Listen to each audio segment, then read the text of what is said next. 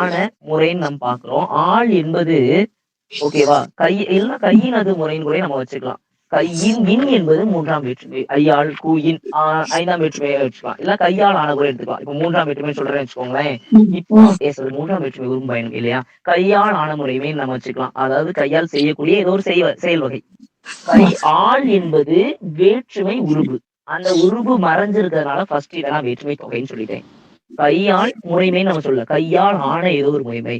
இந்த மாதிரி அடுத்து ஒரு வேற்றுமை உருபு தொடர்ந்து இன்னொரு வேற்றுமை உருபு போன்று ஒரு கூட்டு உருபு வந்ததுனால அதோட பயன் அது அடங்கி கிடக்குது.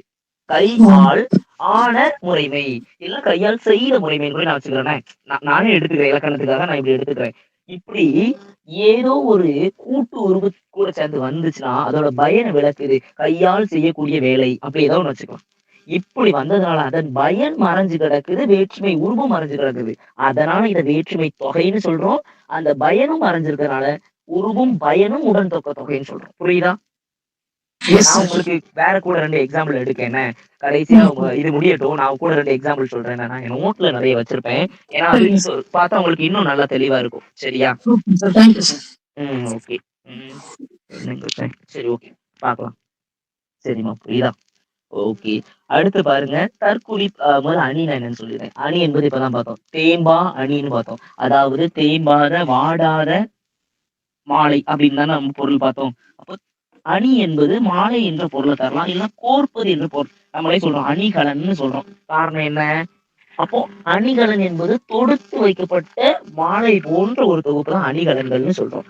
அப்போ இங்க முதல்ல பாருங்க இங்க ஒரு சில அணிகள் மட்டும் தான் பார்க்க போறோம். ஏறத்தாழ 16 வகைகளுக்கு மேல அணிகள் இருக்குது. அணிகள் ஒவ்வொரு இலக்கண புத்தகத்திலயும் ஒவ்வொரு மாதிரி பல வகையான அணிகள் இருக்குது.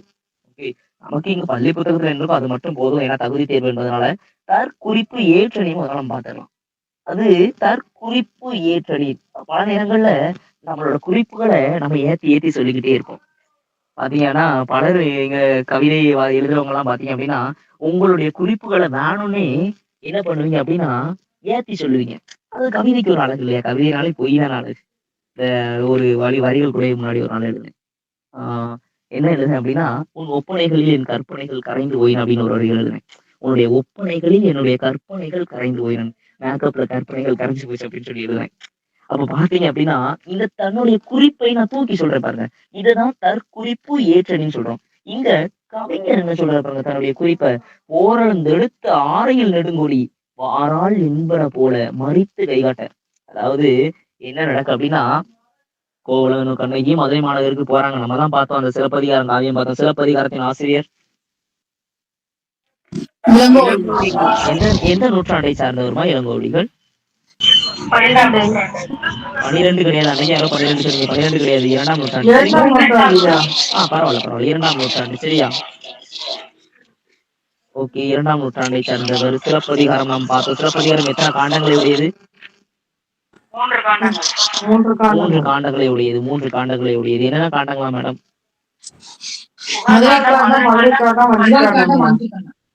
ஓகே. புகார் காண்டம் எத்தனை காதைகளை உடையது? 10 காண்டம். 10 காதைகளை உடையது. காண்டம்ல 10 காதை. சரியா? Okay super. அப்போ இந்த சிலப்பதிகார காவியத்துல பாருங்க கவிஞர் தன்னோட குறிப்பை எப்படி சொல்றாரு பாருங்க. போரளந்தெடுத்த ஆரையில் நெடுங்கொடி வாரெல்லாம் வராது. இதெல்லாம் இப்ப பயன்படுத்த மாட்டோம். வராதுன்னு சொல்லக்கூடியது. சரியா? இதான் இலக்கணத்துல செய்யுள்ல பயன்படுத்தக்கூடியது. வராதுன்னு சொல்லி அவளை மறிச்சு கை காமிச்சான். அதையும் மீறி அவன் வந்தாலாம். வந்ததுனால அவளுடைய கணவன் உயிர் போச்சான். எப்படி சொல்றாரு பாருங்க. அது கொடியில காத்துல ஆடதான் செய்யும். அப்படியே ஒரு கொடியை நீங்க கட்டி விட்டீங்கன்னா காத்து அடிச்சு ஆடதான் செய்யும். ஆனா இந்த இடத்துல கோவலனை முதல்லயே அறிகுறி கொடுத்துருச்சான் விதி. நீ வரக்கூடாதுன்னு சொல்லி கொடி ஆடி கொடுத்துருச்சான். ஆனாலும் அதே மாதிரி வந்ததுனால என்ன நடந்துச்சுன்னா கோவலனோட உயிர் பிரிந்ததாக கவிஞர் தன்னுடைய குறிப்பை ஏற்றி கூறதுனால இதை தற்குறிப்பு ஏற்றணின்னு சொல்றோம். அதாவது இயல்பா ஒரு விஷயம் நடக்கு அப்படின்னா அதை கொஞ்சம் உயர்த்தி சொல்லக்கூடியதான் நம்ம என்ன சொல்றோம்? தற்குறிப்பு ஏற்றணி அப்படின்னு நம்ம சொல்றோம். புரியுதா என்ன சொல்றேன்னு? புரியலாம் கேட்டுக்கலாம். சரியா? அப்ப பாத்தீங்க அப்படின்னா இது தற்குறிப்பு ஏற்றணி. அப்போ அடுத்து தீவக அணி. தீவகம் என்பதற்கு விளக்குன்னு பொருள் இருக்கு. அப்ப என்ன சொல்ல வராங்க? அதாவது ஒரு விளக்க நான் கொளுத்தி வைக்கேன். இந்த விளக்கு எனக்கு மட்டும் வெளிச்சம் தராம அப்படியே இங்க இருக்க அனைவருக்கும் வெளிச்சம் தரும். ஒரு ரூம்ல வைக்கீங்கன்னா மொத்த இடத்துக்கும் வெளிச்சம் தரும். இது போலதான் ஒரே ஒரு வார்த்தை நின்னு எல்லா பக்கமும் நமக்கு வெளிச்சம் தர மாதிரி எல்லா பக்கமும் பொருள் தரக்கூடியதை நாம தீவகாணின்னு சொல்றோம். அப்படி என்ன தருது பாத்துக்கலாமா? சோ தீவகணி ஒரு 3 வகை இருக்குது, அதையும் ஜஸ்ட் பாத்துக்கோங்க. முதல்ல நம்ம தீவகணினா என்ன பாத்துக்கலாம். சேந்தன, சேந்தன என்பதன் பொருள் என்னன்னா சிவந்தன என பொருள் தருகிறது.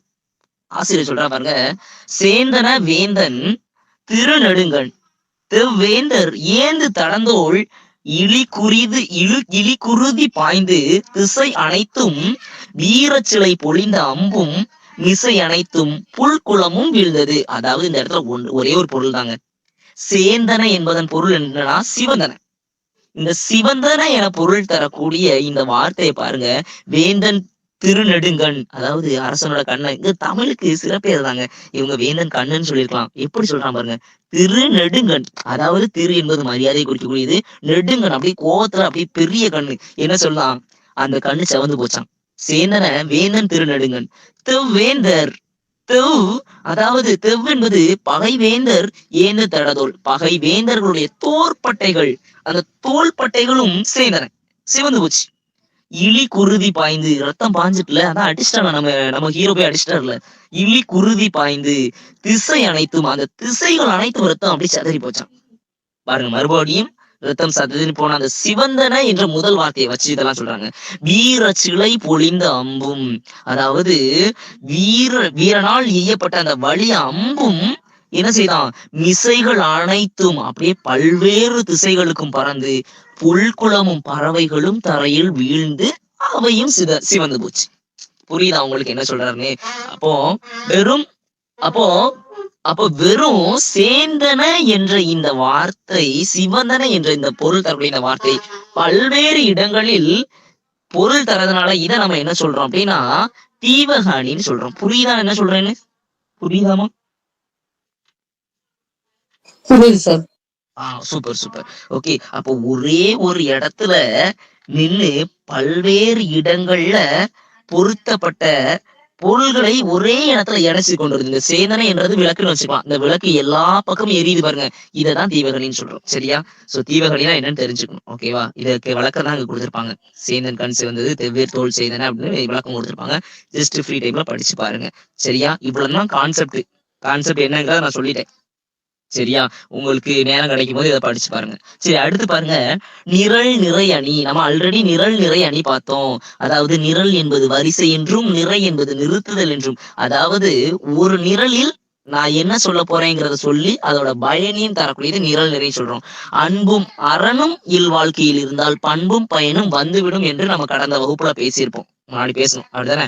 அப்போ சொல்லு பொருள் ரெண்டையும் ஒரே வரிசையில நிறுத்தி அன்பு இருந்தா பண்பு வந்துடும், அரண் இருந்தா பயன் தேடி வந்துடும் அப்படின்னு சொல்லி இல்வாழ்விற்குரிய அந்த இல்லற ஒழுக்க வாழ்வினை ரொம்ப எளிமையாக எடுத்துக்கொள்ளக்கூடிய ஒரு திருக்குறளை நமக்கு எடுத்துக்காட்டா சொல்லியிருக்காங்க.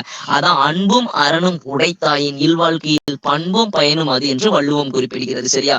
அப்போ இங்க அன்பு அரண் பண்பு பயன் இந்த இரண்டும் நிரல்களில் வரிசைகளில் நின்று தன்னுடைய பொருளை தருவதை நாம நிரல் நிறை அணி என்று குறிப்பிடுகிறோம். அதாவது வரிசையா நின்று மாலை தொடுக்கப்படுவது அணி. இதைதான் நம்ம நிரல் நிறை அணின்னு சொல்றோம். சரியா? கடந்த வகுப்புலயே நம்ம இதை பேசியிருப்போம். நிரல் நிறை அணினா என்ன அப்படிங்கறத பத்தி பேசியிருப்போம்.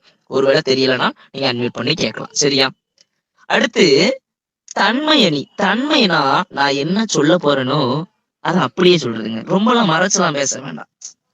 அதாவது ரொம்ப மறைச்சு சில கவிஞர்கள் எல்லாம் பேசுவாங்க. அப்போ சில விஷயங்கள்லாம் மறைச்சு பேசாம ரொம்ப ஓப்பனா பேசக்கூடியது, டைரக்டா சொல்லக்கூடியது. நாமுத்துக்குமாரோட வரிகள் எல்லாம் பாத்தீங்க அப்படின்னா அவருடைய வரிகள் எல்லாமே ரொம்ப எளிமையாகவும் நமக்கு புரியுற மாதிரி இருக்கும். இதெல்லாம் நம்ம என்ன சொல்லிடலாம் அப்படின்னா நம்ம தன்மை என்ன சொல்லலாம். இப்ப யார் என்று அறியாமல் பெயர் கூட தெரியாமல் அவளோட ஒரு சொந்தம் உருவானதுன்னு ஒரு இந்த பூக்கள் பூக்கும் தருணத்துல எழுதியிருப்பாரு. இதெல்லாம் பாத்தீங்கன்னா தன்மை. அது அப்படியே அவர் பாக்காரு, அப்படி பாக்குற விஷயத்த பேசுறாரு. பாக்குற விஷயத்த எளிமையா சொல்லக்கூடியது நம்ம தன்மை என்ன சொல்றோம். கவிஞர் சில சமயங்கள்ல ஏத்தி கூறுவாரு.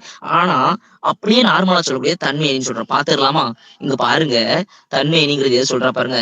அந்த சிலப்பதிகாரத்துல வழக்குரை காதையில அந்த கண்ணகி வந்து நிப்பா பாருங்க, கையில கோவத்தோட அந்த அந்த சிலம்பு வந்து என் கணவன் திருடலங்கிற கோவத்துல வந்து சொல்றா பாருங்க. மெய்யிர் பொடியும் விரித்த கருங்குழலும், அதாவது மெய்யிர் பொடியும் அப்படியே கண்கள்ல அந்த பொடியை தடவிக்கிட்டு அவனோட தூசி பறக்க அப்படியே வந்து நிற்கா. மெய்யிர் பொடியும் விரித்த கருங்குழலும், குழல் என்பது கூந்தல், கருங்குழல் கருமையான கூந்தல், கையில் தனிச்சிலம்பும் கண்ணீரும், வையை கோன் யாரு? பாண்டிய மன்னன். வையை கோன் கண்டளவே தோற்றான். அதாவது